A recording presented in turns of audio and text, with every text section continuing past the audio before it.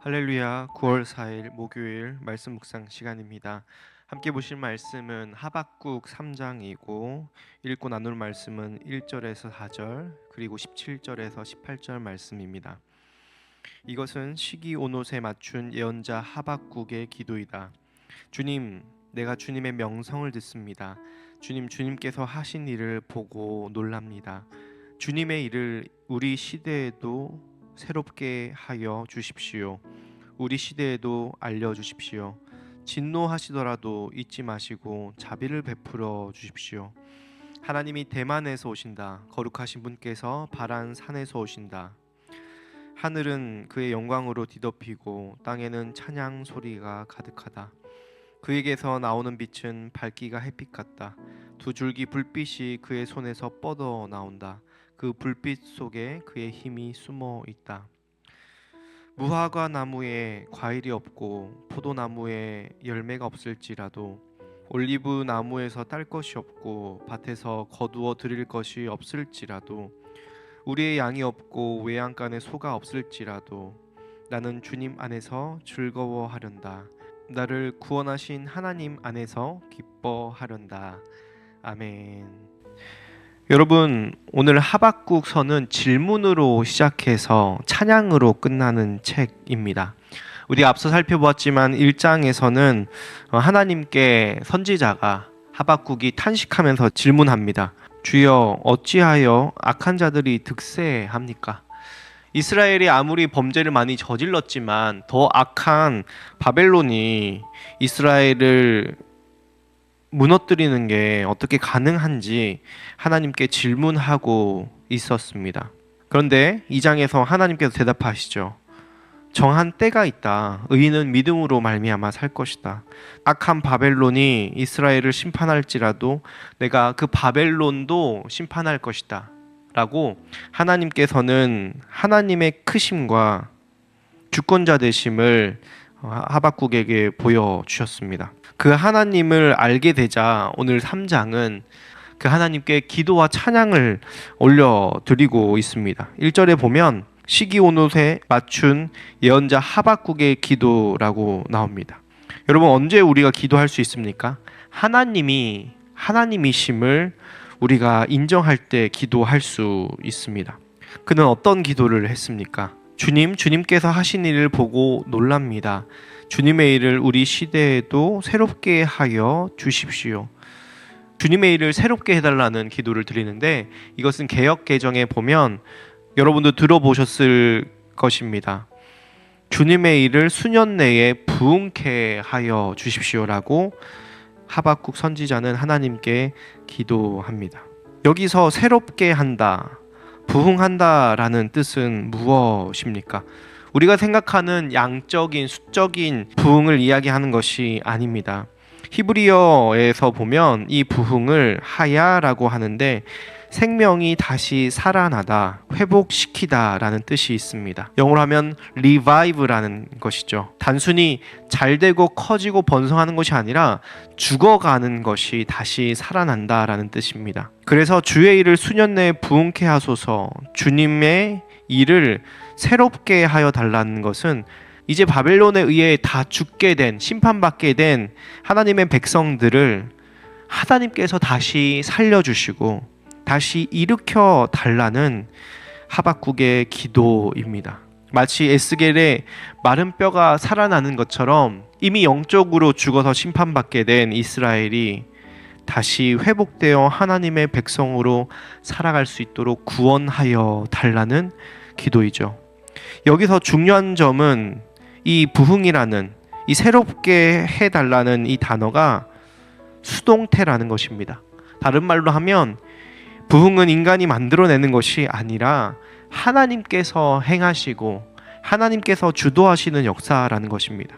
종종 우리는 부흥을 사람이 열심히 기도하고 계획하고 운동하면 일어나는 것으로 생각할 때가 있지만 성경적인 부흥은 다릅니다. 죽었던 영혼이 다시 살아나는 것, 망해가던 나라가 다시 일어나는 것, 우리 마음에 꺼져가던 신앙이, 죽어가던 생명이 다시 살아나는 것은 바로 하나님께서 하시는 놀라운 참된 부흥인 것이죠.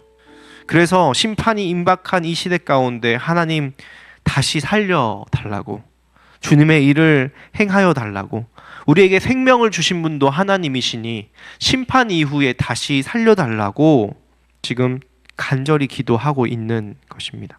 그렇게 기도하자 하박국은 한 가지 환상을 보게 되는데 3, 4절에 보면 하나님이 대만에서 오시고 바란산에서 오시는데 그에게 영광과 찬양이 가득하고 그 손에서 불빛이 나와 하나님의 능력이 나타나는 것을 보게 됩니다. 이 불빛은 회복의 불빛입니다. 그리고 하나님께서 오시는 그 대만과 바란산은 성경학자들이 정확하게 어디인지는 모르지만 출애굽 이후에 이스라엘 백성들이 애굽에서 이집트에서 가나안 땅으로 왔던 길의 지명으로 보고 있는데 가장 빠른 길을 이야기합니다. 하나님께서 이스라엘 백성들을 애굽에서 구원하여서 가나안 땅으로 오게 하시는 그 길을, 그 구원의 길을 하나님께서 다시 오시는데 가장 빠른 길로 그의 능력을 보이시며 이스라엘 백성들을 살려 주신다는 것입니다.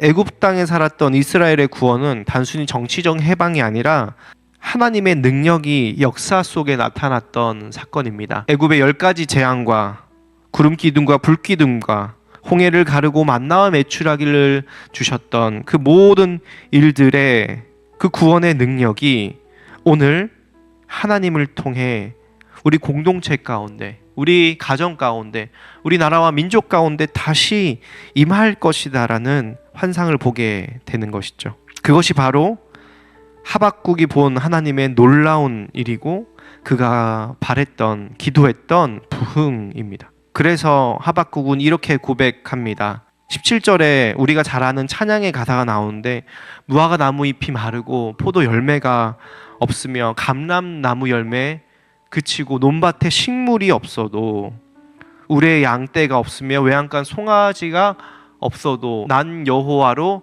즐거워하리, 난 여호와로 즐거워하리, 나의 구원의 하나님을 인해 기뻐하리다 라고 오늘 하박국 선지자는 고백합니다.